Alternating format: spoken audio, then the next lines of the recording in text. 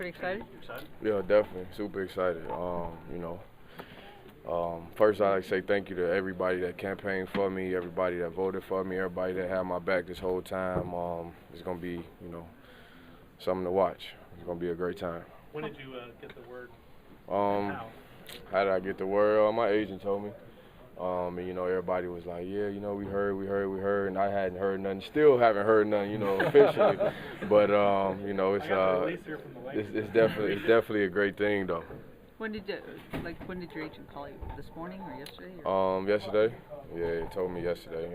He said he had been new for a week or so or whatever, but he was holding off on it, so I was happy. Now, will you do some design certain dunks? Well, what will you? Oh no, I'm to the drawing board now. I got a couple ideas in my head. Not gonna give them away. But it's gonna be a great time now. Heard the other dunkers that was in there, and it's gonna be real competitive also. Did that start your creative juices flowing immediately, or did you? Oh yeah, no doubt. I mean, from the first time that people start speculating or start saying that I should be in the dunk contest, my brain got to working a little bit on what I think I should do. So, I mean, I've been thinking about it a little bit, but trying to focus on the team also. Did you and Gerald ever try to one up each other in layup lines or practice? Nah, man. Gerald a high flyer though, man. He could definitely get in the air, man, and I got a lot of respect for him and what he does.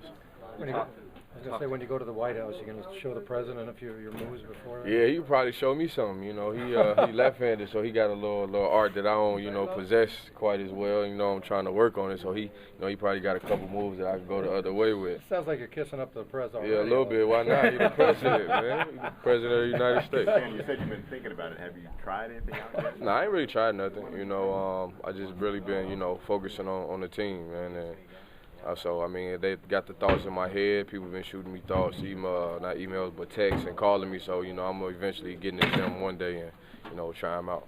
Are we going to see one tonight? I don't know. Hopefully.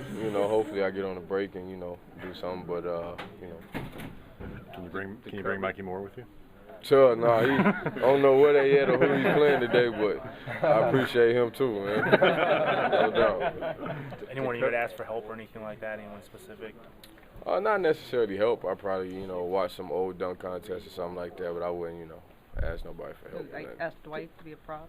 No, to be a prop. No, Nate Robinson took that last year, I think, and jumped over him. So that was a good one. If he asked you, would you let him jump over you? Yeah, who? If Nate asked you to jump over you? Oh yeah, but that wouldn't be the same thing as a 7-footer. That'd be lightweight. Did he ever talk to you about his dunk in '97? Which one? The one between the legs? Yeah. Or, no, I mean I seen it. He ain't really mention nothing about it, but I definitely was watching though. Right. Looking back in history, are there any particular ones that stand out to you? Oh man, so many. I mean, the Vince Carter 360 windmills, the Michael Jordan way he rocked the cradle on one side, then he tucked it, then he went under the rim and had to duck his head and dunk it on the reverse.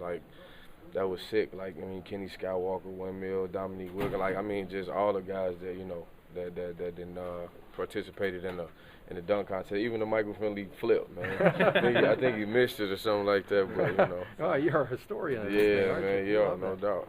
How do you think of something different just to shake it up? A lot of dunks have been done before. What do you do in order? It all depends on what the format is, whether I can use props or whether I use a pass, or it all depends on what I can do, how creative I can get with it.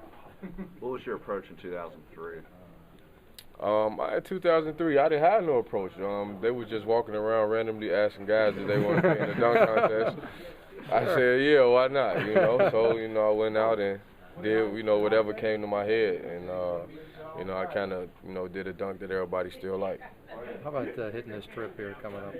How many bags are going to take you to pack? Man, I don't know, man. Hopefully I could stick everything in 1 or 2 bags and, hope they don't bust open while they throwing it around, on the carts or whatever. But that's really my main focus, I definitely love, that I'm in the dunk contest, but got Orlando today, then we got an 8-game road trip, 14 days coming up that, we have to definitely come out on top. A couple of back-to-backers in there too, makes it really tough. Yeah, actually 3 back-to-back. Yeah. So, yeah. it's gonna be where we have to stick together as a team. We have to focus and, you know, go out there and get the job done. Ultimate test, though, the way this one is laid out? I think so. I mean, it's going to be a great test for us, and I think we're ready to approach it. How about payback against Cleveland as well? Huh? Yeah, we think about payback, but more about winning the game. I think winning the game would definitely be, you know, obviously enough payback, but we got to, you know, approach it with the right mentality. Right. Back to the dunk contest, was there any difficulty knowing that, you know, there was some speculation coming out a few days earlier, not to kind of get ahead of yourselves and feel excited when the official word didn't come out? Nah, not really, because, I mean, like I say, my main focus has been, you know, helping this team win ball games the whole time anyway. So, I mean, I didn't have to change anything about my mental approach at all. Have you been thinking at all about the year anniversary of the trade coming over from Charlotte? Yeah, a little bit. You know, I think about it all the time when I recap, you know, everything I've been through. You know, it's been kind of a whirlwind, hasn't it? Yeah, no doubt. I mean, but you know, it only made me stronger, and it's only, you know, making me stronger, and I'll continue to, you know, to get better from it.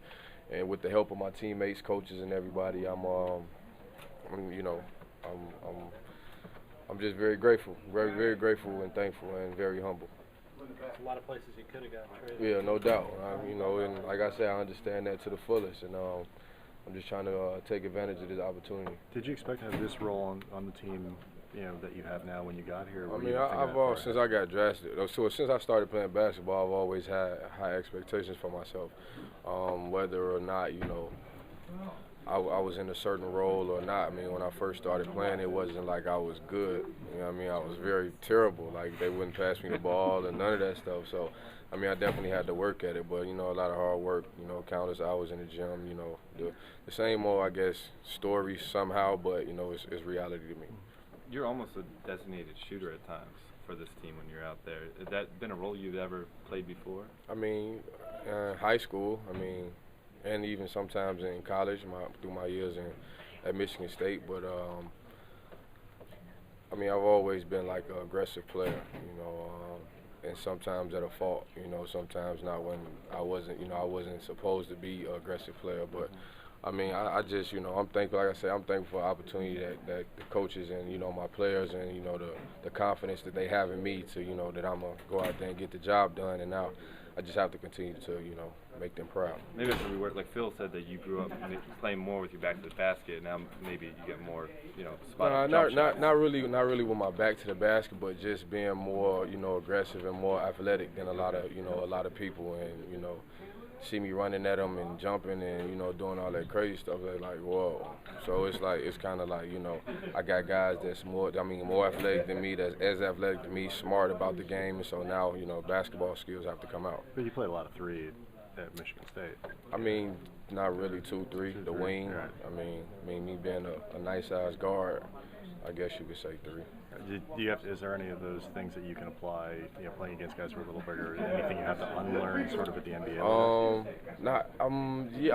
Just that I'm not always quote unquote the man. I have to play a role. You know what I mean? And once I found that out and understood that, you know, everything has been looking good.